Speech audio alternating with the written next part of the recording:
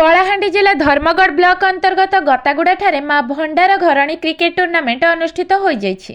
आज द्वितीय दिवस में कनागाँ और गड़ियाजोर मध्य रोमांचक मैच देखा मिलता। प्रथमे गड़ियाजोर बैटिंग कर 10 ओभर समस्त विकेट हराई 97 रन संग्रह कर कनागाँ दल को 98 रन लक्ष्य देथिला। कनागाँ लक्ष्यर पीछा कर 10 ओभर 6 विकेट हराई 92 रन संग्रह कर गड़ियाजोर ठारू पराजित होइथिला। Sipu Nayak man of the match पाइथिले।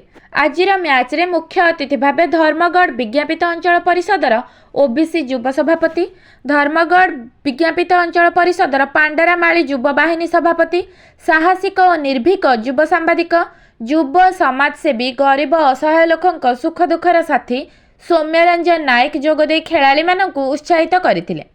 Saroj माझी और दशरथ निहार आजिर खेल परिचालना करथिबा बेले खेल को छायाकांत नायक, चित्तरंजन भोई, सुबुद्धि नायक, दीनबंधु तांडी, पिंटू नायक, दिलीप नायक, मिलन नायक, दशरथ निहार, अमित नायक, भमर नायक, गुण नायक सहयोग करथिले।